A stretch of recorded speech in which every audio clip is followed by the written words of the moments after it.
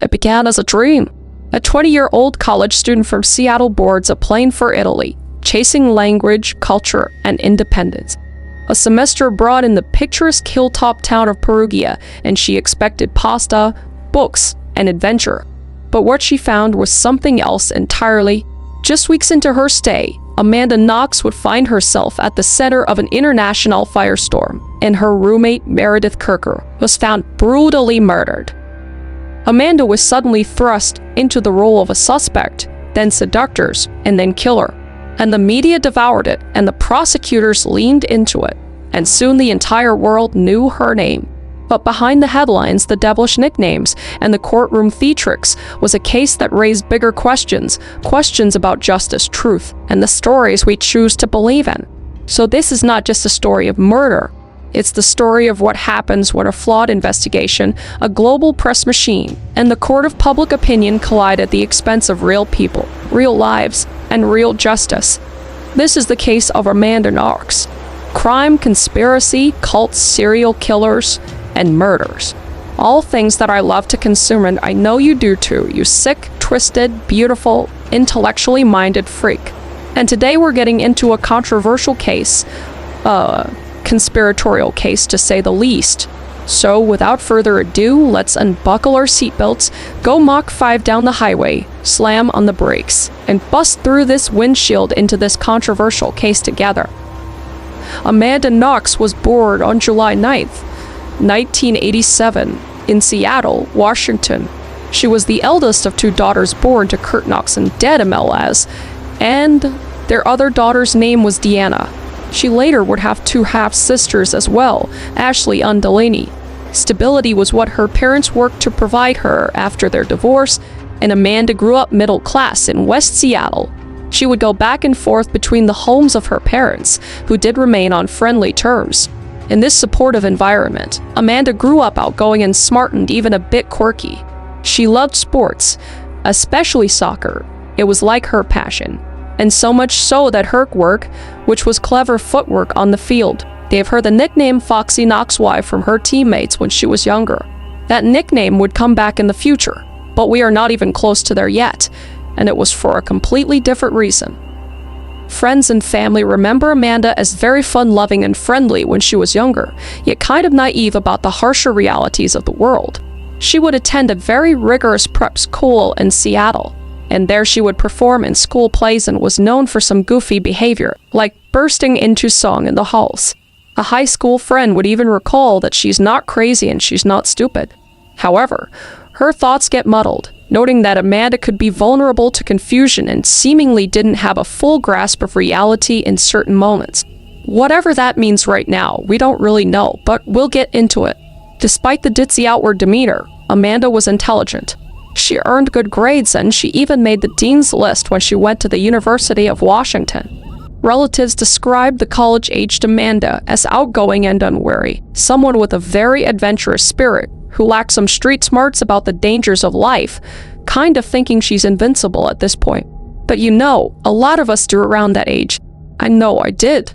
Very stupid as a late teenager. Oh my goodness. Her stepfather, Chris, worried that Amanda's trusting nature naive outlook might be problematic when she ventured out on her own. During these formative years, Amanda would develop a relationship that would shape her path because, in addition to soccer and theater, she had a love for language and writing. She studied German, Italian, and creative writing. While pursuing a degree in linguistics at the University of Washington, she had dreams of traveling and immersing herself in foreign languages. The seed of her Italy dream had been planted actually on a family vacation she took there at the age of 15, and it only grew in time. By her late teens, Amanda was determined to experience life abroad. She would work part-time jobs to fund a year of study in Italy, and her family would support her goal. Though Chris cautioned that she might not be ready for such a big adventure just yet. But Amanda's mind was completely set, and she would go to Italy and immerse herself in a new culture and carve out her own story.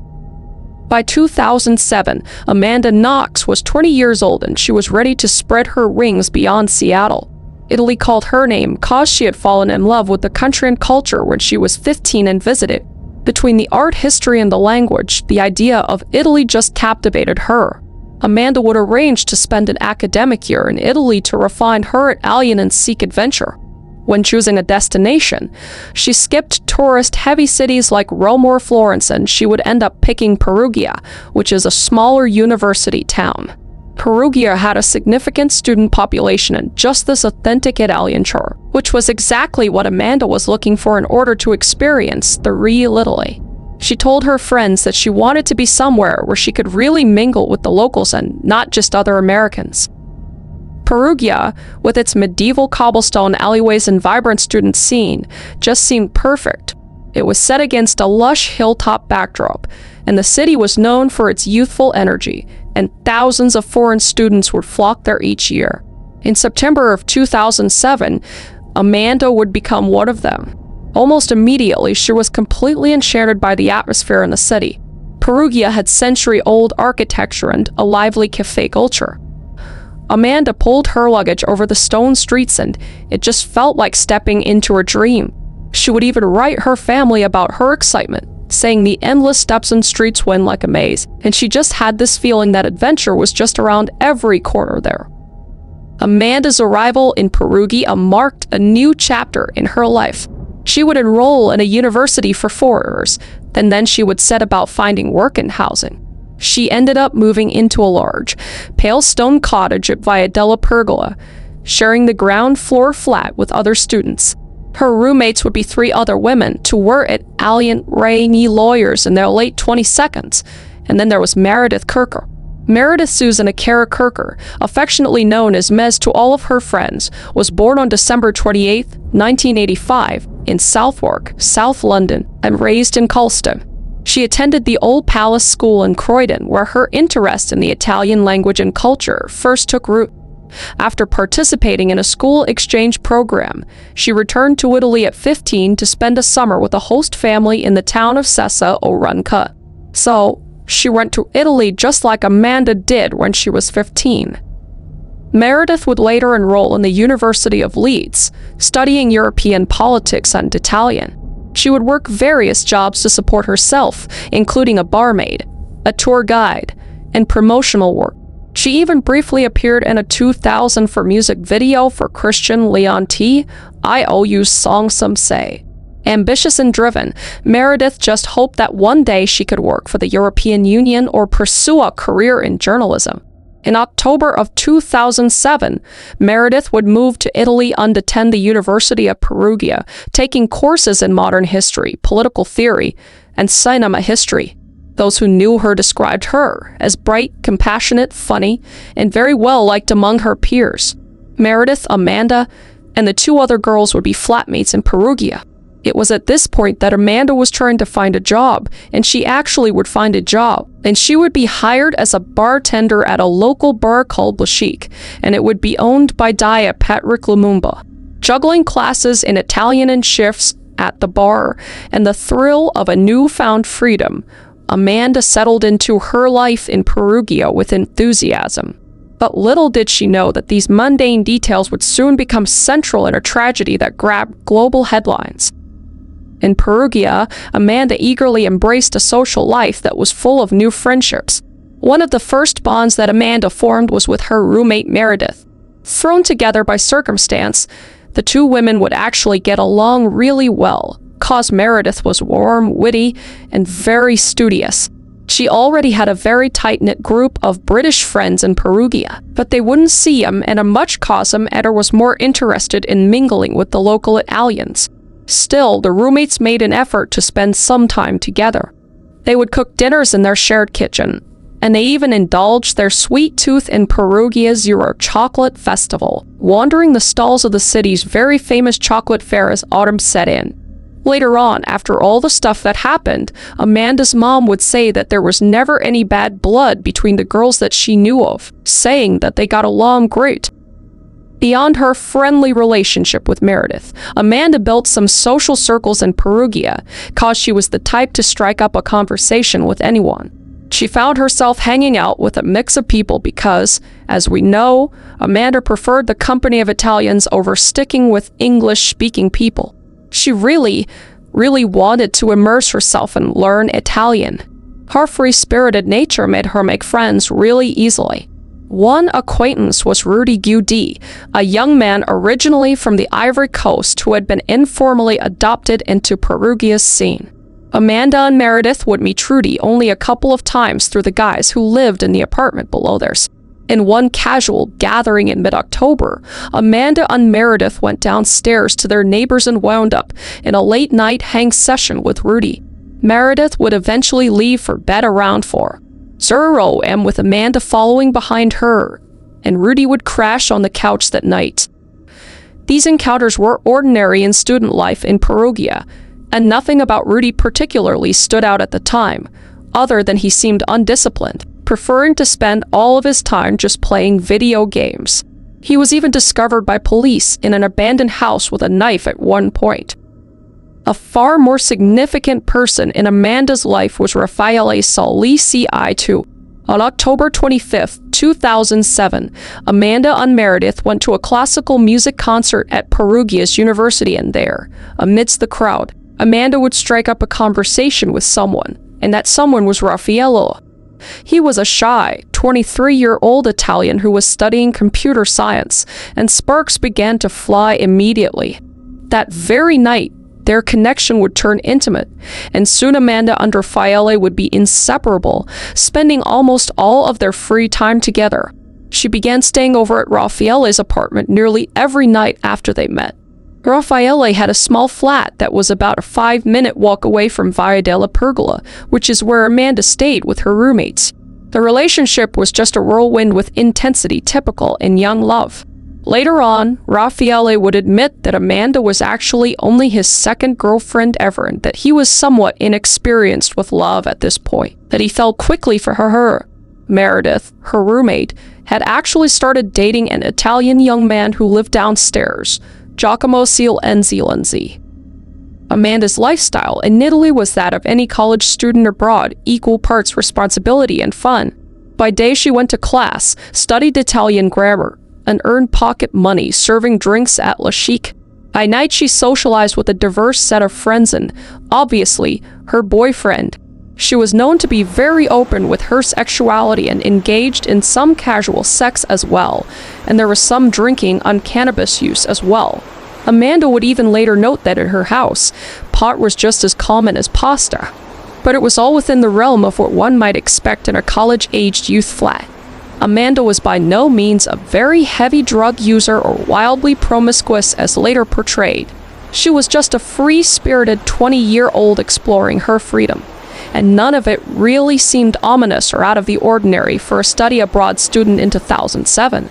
In those early autumn weeks, Amanda was by all appearances just simply living the dream, studying in a beautiful Italian town, falling in love, and forging new friendships. But her ordinary rhythms of student life were about to collide with an unimaginable horror. The night after Halloween, November 1st, 2007, was All Saints' Day, which was a public holiday in Italy.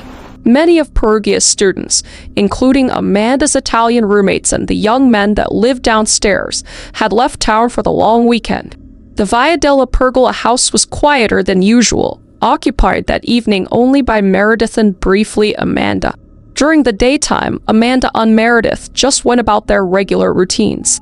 Allegedly at 4:00 p.m., Meredith crossed paths with Amanda and Raffaele in the kitchen of the cottage before heading out. That evening, Meredith would actually join her friends for pizza and ice cream, and she would leave the gathering at about 9:00 p.m., yawning and saying that she was exhausted and heading home to get some sleep. Amanda, meanwhile, had originally planned to work a shift at La Chic that night, but early that evening her boss, Patrick Lumumba, sent her a text message saying just not to come in.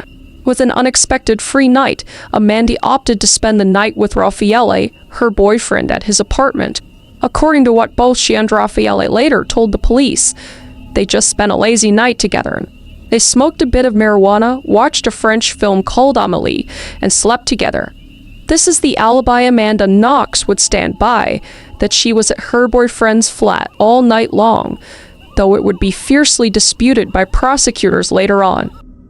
What transpired back at the cottage on Via della Pergola 7 during the late hours of November 1st remains a matter of conjecture and controversy. But what is tragically certain is that Meredith Kercher never made it out of her bedroom alive.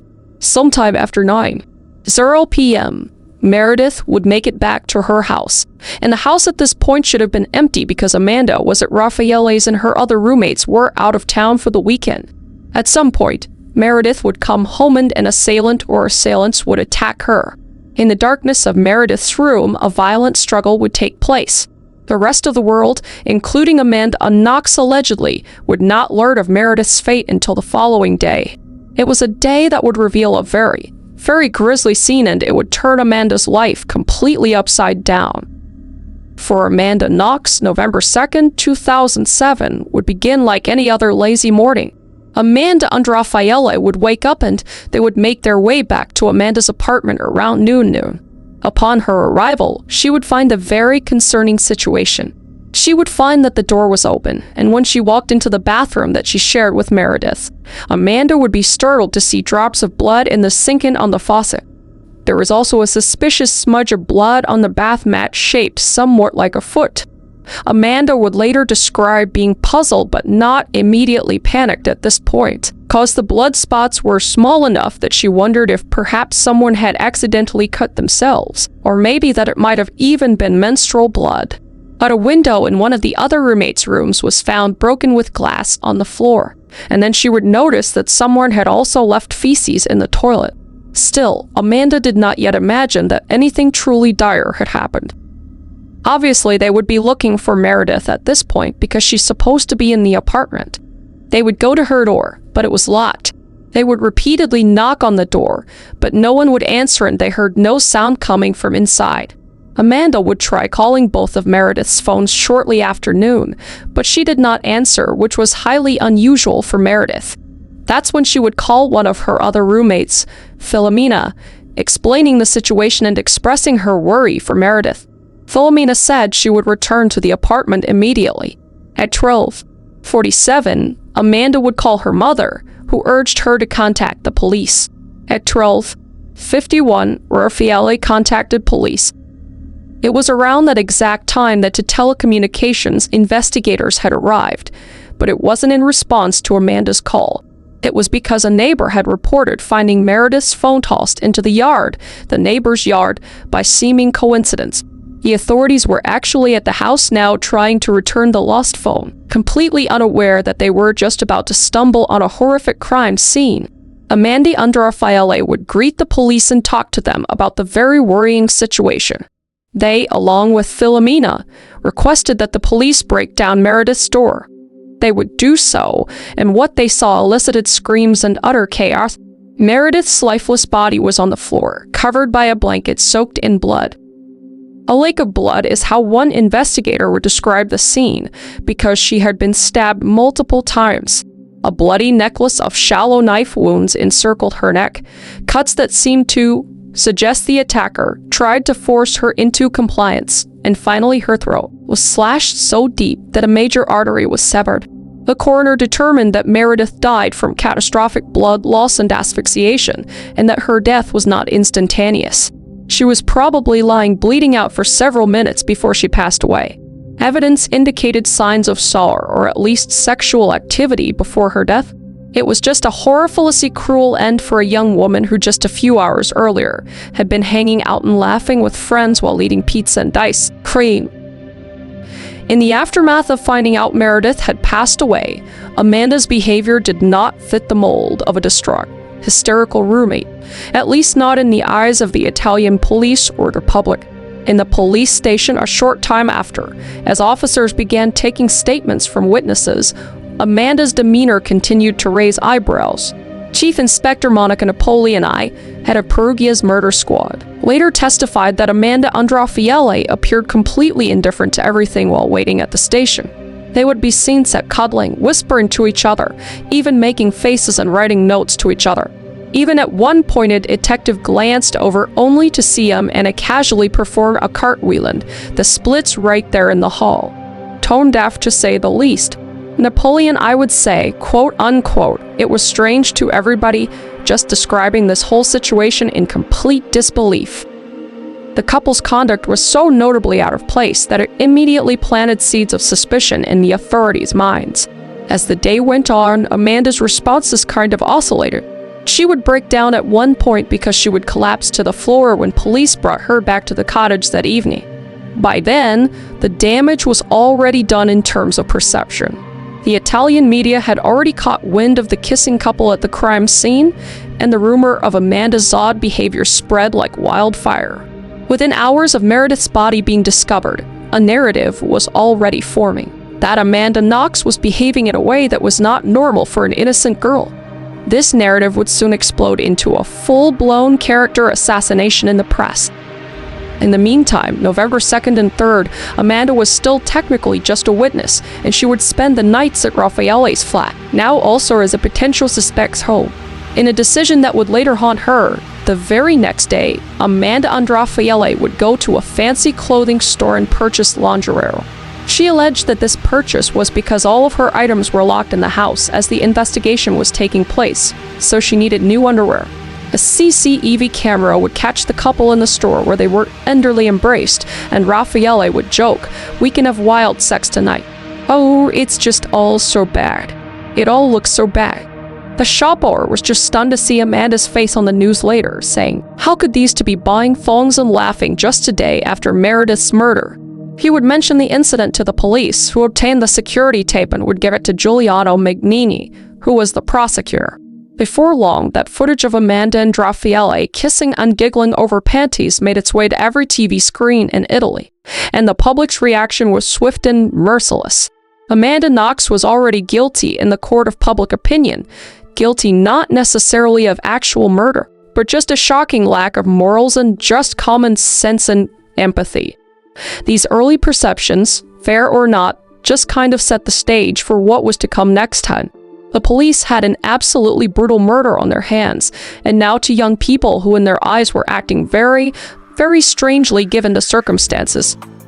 In the days immediately following Meredith Kercher's murder, Italian authorities undertook a sprawling investigation. They would quickly hone in on Amanda and Raffaele as prime suspects without any evidence at this point at all, just purely based on how they were acting. To the Perugia police, several things didn't add up. There was the break-in, and the authorities at this point were saying it was probably staged because the broken window appeared suspiciously fake in their eyes, and the inconsistencies they perceived in Amanda and Raffaele's accounts on that morning. And most of all, the couple's bizarre calmness under scrutiny. I mean, we're talking all circumstantial at this point. Everyone reacts differently too when people die. Sometimes it's very off-putting, and sometimes it can mean that they're guilty. But sometimes it just means they're tone deaf and stupid and just not thinking clearly, or just lack empathy completely. But at this point, everyone was like, these people absolutely did it, and it was very difficult to see otherwise, even though they didn't have a lot to go off of. From November 2nd onward, Amanda was kept under close watch, and she was asked to come to the police station repeatedly to give witness statements. As these sessions went on, their tone grew sharper. Investigators were openly skeptical of the alibi Amanda and Raffaele had provided. Raffaele at one point even wavered in his testimony, telling police that he wasn't sure if Amanda had actually been with him the whole time, which is suspicious. Such hints of doubt only intensified the pressure on Amanda. A critical turning point would come on the night of November 5th, 2007, when police would call in Amanda and Raffaele for another round of questioning. This time it was at police headquarters, and this time was far more aggressive. Over the course of the night and into the early morning of November 6th, Amanda was subjected to interrogation that lasted several hours, mostly in Italian and without a lawyer present. Just complete whatever you think of Amanda right now or Raffaele. Not fair. Not okay, no matter who this is. She would actually request a lawyer during this interrogation, but they said it would make things a lot worse. Threatening the witness. Not good either. What exactly transpired in the interrogation room is a matter of dispute to this day. Amanda, who at this point was a 20-year-old foreigner far from home, later claimed that the police used classic heavy-handed tactics, which included isolating her. shouting rapid-fire questions in a different language, and even slapped her on the back of the head when she didn't produce the answers that they wanted. No matter what you think of anybody right now, that is bad practice. Very bad practice if true, but we don't know for sure. Chief Inspector Napoleon, I would vehemently deny any physical assault took place during these investigations, and just said she was treated very well. Absolutely no violence. By Amanda's account, she was exhausted, confused, and very, very scared. She felt berated, threatened, lied to, and slapped until reality itself felt blurred. What's certain is that in the early morning hours of November 6th, Amanda buckled under the pressure and gave a wildly damning statement to the police. In what she described later as induced coercion, Amanda would tell the interrogators this story. She would say that she was in the cottage when Meredith was killed, and specifically she incriminated her own boss, Patrick Lumumba, claiming that Patrick was with Meredith in Meredith's bedroom that night. Amanda said she herself covered her ears to drown out the screams as Patrick attacked Meredith. This statement effectively placed Amanda at the crime scene as a witness and as an accomplice, and was as close to a confession as the police had been seeking. In these statements, Amanda had implicated Patrick Lumumba and herself by proximity, although notably she repeatedly claimed her innocence in the whole situation. Now we're in really muddy fucking waters. Still, the implication was clear. She was a self-professed eyewitness to the murder. Not good. Amanda would later recant this tale almost immediately, explaining that it had been completely coerced. But by then, the damage was already done. On November 6, 2007, based on Amanda's confession and the investigation hunches that were developed, the police moved swiftly to make arrests. In the early morning, Amanda Knox, Raffaele, and Patrick were all arrested and taken into custody. The authorities announced to the media almost immediately that the case was now virtually solved. In the initial theory, the motive was some kind of sexual violence, and police would tell reporters that they believed Meredith was murdered because she refused to participate in violent sexual activity orchestrated by Amanda, Raffaele, and Patrick. They would point to Amanda's breakdown and confession as evidence.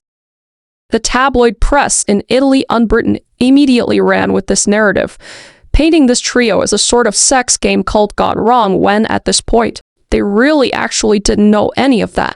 It was just kind of a made-up thing. Amanda Knox's mugshot was splashed on papers alongside shocking headlines.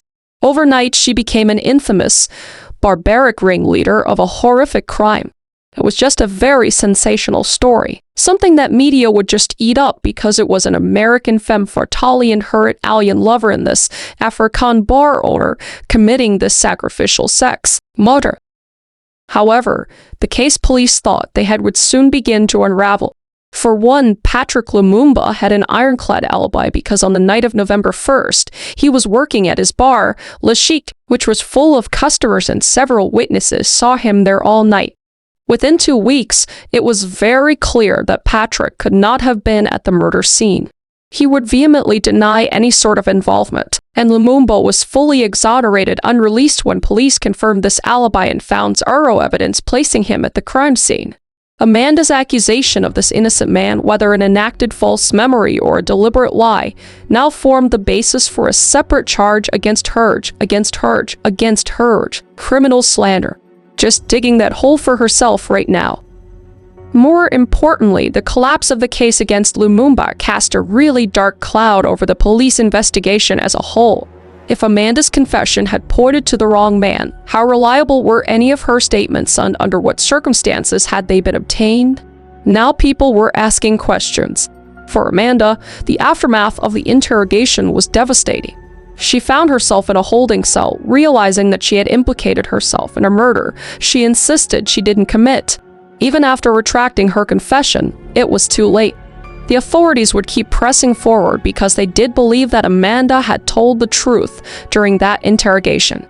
And now they would just kind of construct their own theory around it and shift Lumumba out of that theory now that it was proven that he was not there now. Soon, a fourth suspect would emerge from forensic evidence. We haven't even gotten actual evidence yet, just a really weird confession. The evidence would bring forth 20-year-old Rudy Giudice, the guy that was acquaintances with Amanda on Meredith, whose bloody fingerprints and DNA were identified on Meredith's belongings. On November 20th, 2007, Rudy would be arrested in Germany where he had fled, and he was extradited to Italy. With Rudy in the picture now, prosecutors altered the narrative. Now they contended that Amanda, Raffaele, and Rudy together had assaulted Meredith in a drug-fueled escalation of some sexual gain. It was an extreme theory, but lead prosecutor Magnini would believe it, and he would even toy with outlandish ideas of satanic rituals and orgies, a motif he invoked in past cases. Just made up stuff that actually had nothing to do with the case even a little bit. Magnini would see Amanda as a central figure, and that was that Amanda was the instigator who just hated her roommate and that led these men to attack her. Over the next year, Amanda would sit in prison awaiting trial. This is when serious questions about the entire investigation would begin to surface. It had become apparent at this point that Amanda's interrogation had not been recorded. Again, bad practice. No lawyer was present. Bad practice. She was a very scared foreign student who had been awake all night. Just the perfect conditions for a false confession, allegedly. Her claim of being slapped by police, whether true or not, underscored the coercive atmosphere. One writer would note that Knox spent for years in prison largely for a failure to grieve in the way people expected due to that core statement, rather than any hard evidence. But in Italy, the investigation just forged on, absolutely convinced that Amanda and Raffaele were guilty alongside Rudy. The stage was set for a very long and strenuous legal battle, one that would expose very deep flaws in the case, but not before it nearly cost her decades of freedom. As Amanda Knox's case proceeded to trial, it became increasingly clear that the prosecution's narrative was built on very shaky ground. Observers and eventually Italian judges identified numerous problems within the case, from forensic blunders to blatant character assassination of Amanda in the media and the courtroom. The physical evidence used to implicate Amanda and Raffaele turned out to be alarmingly scant and deeply flawed. Despite the crime scene being extraordinarily bloody, investigators failed to find any of Amanda's DNA in Meredith's bedroom where we know the murder happened. This is something that the 2015 Supreme Court of Cassation ruling would underscore, saying that there was a complete lack of biological traces connecting Knox to the crime. Instead, the DNA evidence pointed directly and overwhelmingly toward Rudy, because his DNA was found on and inside Meredith's body and in multiple bloodstains inside of the room. How then do you tie Amanda to the murder? That was the big question. Shooter's thought. The prosecution would hang its hat on to key pieces of forensic evidence, a kitchen knife and a broc glass.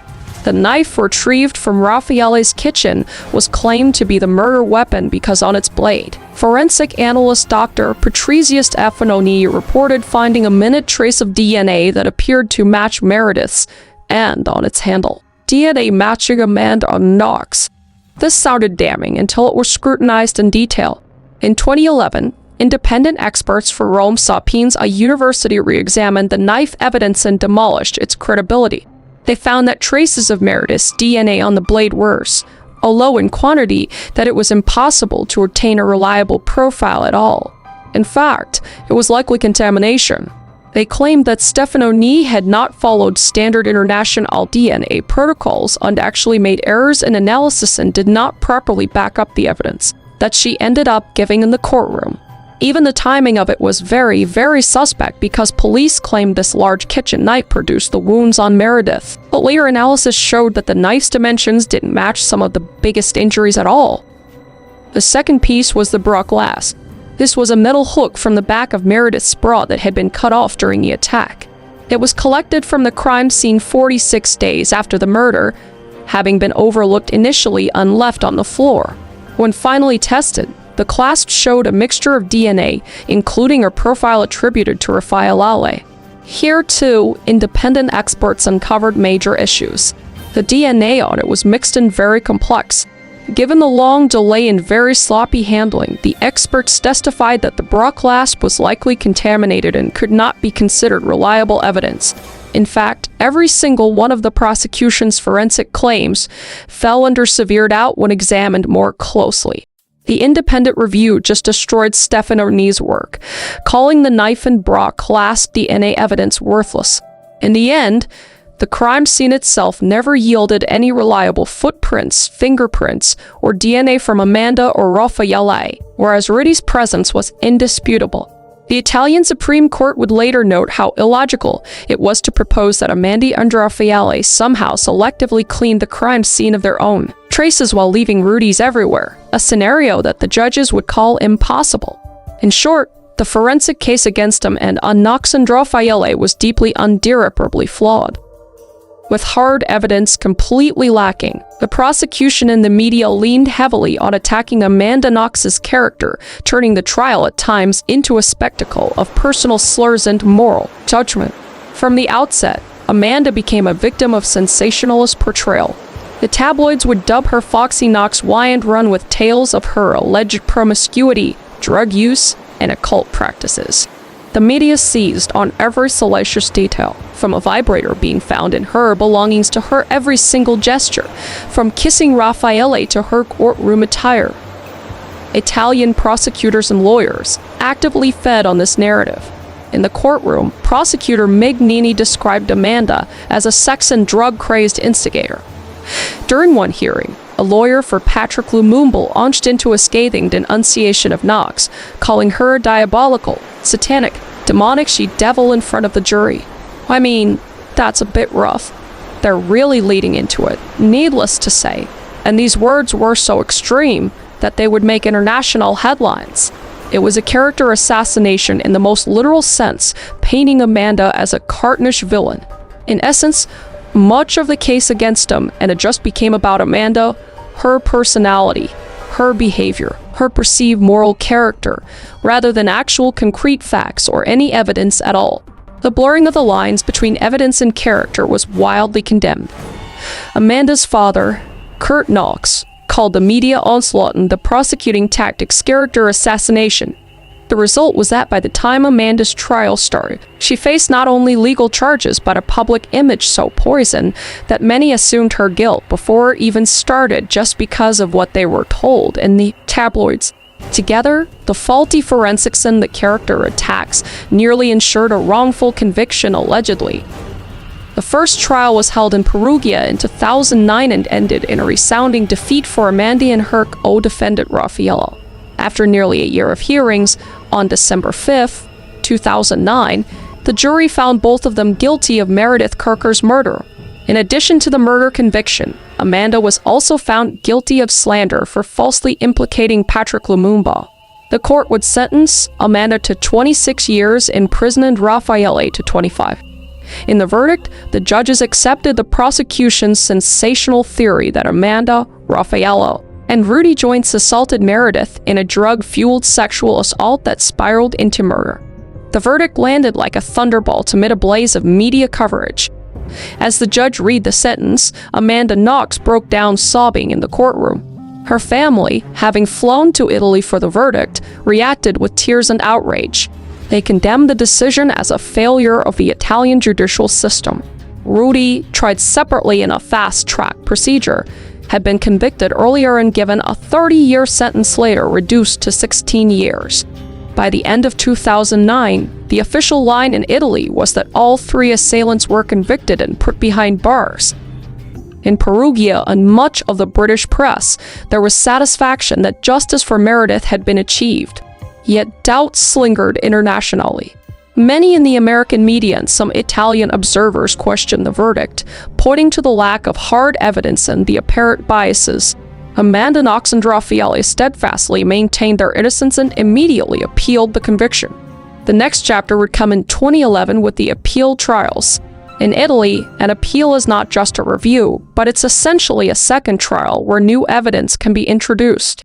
Amanda's appeal was heard in Perugia in a new trial. Throughout 2011, Amanda's team methodically attacked the weaknesses in the case.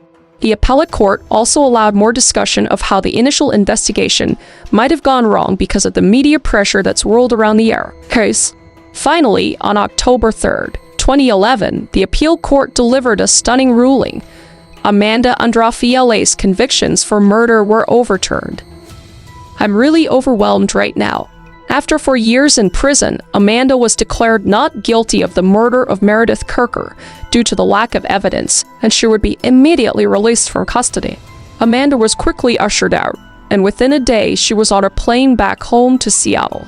In a tearful statement at the Seattle airport, a dazed and thanked those who believed in her, "I'm really overwhelmed right now.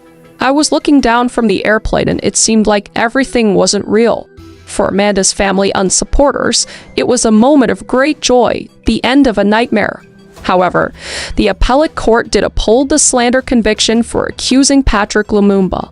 They gave a 3-year sentence, but Amanda had already served 4 by then, so she was done. By late 2011, Amanda and Raffaele were effectively free and exonerated in the eyes of the court. Yet the saga was not over. In an unexpected twist that many outside Italy found hard to comprehend, the case went to the Italian Supreme Court and came back again. In March of 2013, Italy's highest court reviewed the prosecution's appeal of the acquittal, stunning Amanda and her supporters. The Court of Cassation overturned the 2011 acquittal and ordered a new appellate trial. This meant Amanda, safe in the US, and Raffaele, who was still in Italy, were once again defendants facing murder charges. The retrial would take place in Florence in 2013-2014. Amanda, knowing the US would likely not extradite her if she was reconvicted, chose not to return to Italy for the proceedings. She remained in Seattle, effectively being tried in absentia.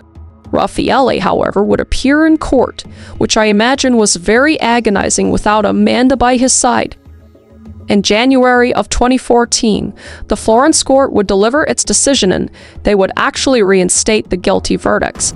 Reconvicting Amanda and Raffaele of Meredith's murder was just an insane roller coaster. In this iteration, they even increased Amanda's sentence to 28.5 years, factoring in the slander charge, while Raffaele's was confirmed around 25 years.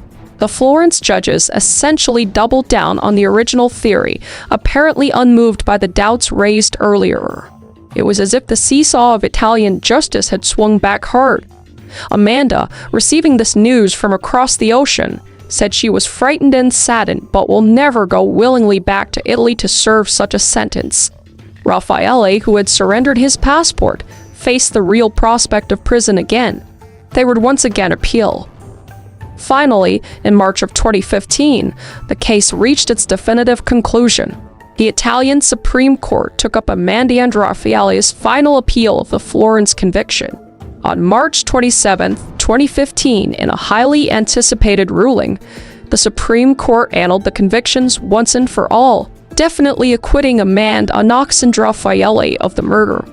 This was the legal end of it. Under Italian law, a Supreme Court acquittal is final and cannot be retried. Amanda, who was 27 by then, was full of joy. "I'm grateful to have my life back." After 7.5 years, 2 convictions, 2 acquittals, and 1 retrial, Amanda Knox was finally irrevocably free. The Supreme Court's full reasoning was released a few months later, and it amounted to a very harsh rebuke of the prosecution's case. The High Court cited stunning flaws that had led to wrongful accusations. The justices noted the lack of any biological trace of Amanda or Raffaele at the crime scene and criticized lower courts for buying into a theory of complicity without evidence, suggesting motives like Amanda's supposed resentment of Meredith that were never proven. They flatly rejected the idea entirely that the scene had been selectively cleaned as illogical and literally impossible.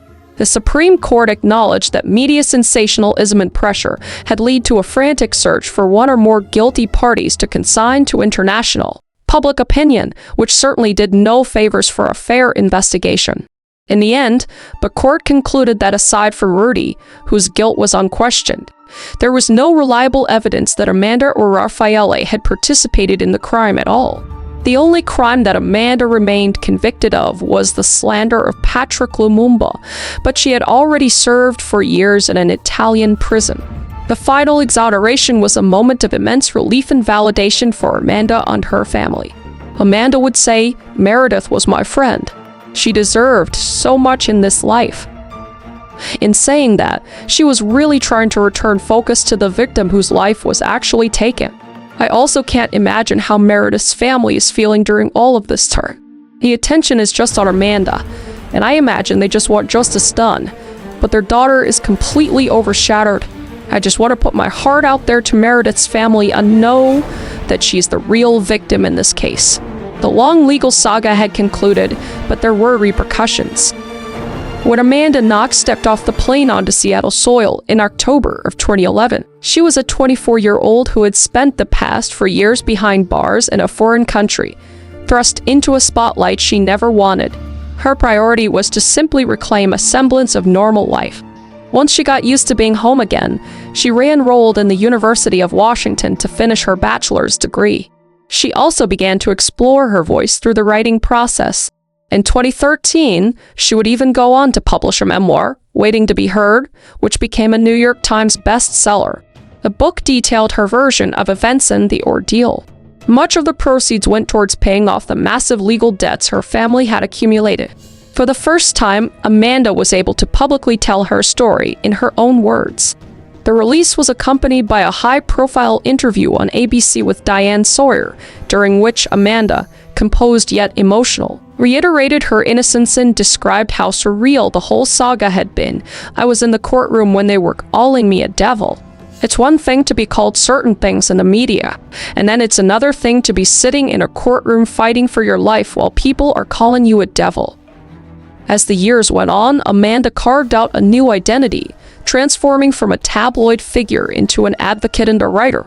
She began to work as a freelance journalist and became increasingly involved in the Innocence Project movement, other advocacy groups for wrongfully convicted people. Notably, in June of 2019, Amanda returned to Italy for the first time since being released, invited to speak at the Criminal Justice Festival in Modena for Italy's Innocence Project. In 2016, Netflix released a well-received documentary titled Amanda Knox, which featured candid interviews with Amanda, Raffaele, and other people from the case. The film offered a more nuanced view and examined how media narratives can diverge from reality. The opening line, famous, has Amanda saying, "Either I'm a psychopath in sheep's clothing, or I am you." It challenged viewers to question the caricature that had been built around her. In 2017, she would take on a role in a TV series called The Scarlet Letter Report.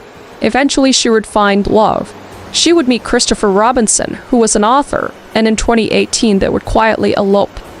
In recent years, Amanda and Chris have welcomed children into the world, with a daughter named Eureka born in 2021 and a son named Deco born in 2023. Motherhood has apparently been a very joyful chapter for Amanda. She has built a career as a writer, podcaster, and public speaker, and has by and large succeeded in rebuilding herself beyond the tabloid headlines. While for some the name Amanda Knox will forever be tied to a notorious murder case, those who follow her work today see a person who has fought to reclaim her narrative. Through it all, she expresses her gratitude that she is alive. While Italy's justice system initially stumbled, it did not emerge unchanged. The intense scrutiny spurred reflections on reform. One concrete reform regarding police interrogations, partially in response to Amanda's case. Italian authorities introduced measures to record suspects' interrogations on video. In fact, interrogations must be fully documented through audio and audio-visual recording now. Furthermore, the Knox ordeal prompted Italian police and prosecutors to reconsider media relations. This case has also indirectly bolstered calls for international cooperation and standards in forensic science. It was basically just a giant wake-up call for Italy. There are some people that still believe she and Raffaele are guilty, even though they were acquitted, and that's not up for me to decide. You can decide whatever you want. I'm just giving you the facts of the case. At the end of the day, Meredith lost her life. And again, my heart goes out to that family. Amanda has made the most of her life after being acquitted, so I wish her all the best turn. That is the end of the video. If you want to give me other cases to deep dive, let me know down below. I always read your comments, and until next time, please be safe and I will see your beautiful face in the next video. Alright, bye.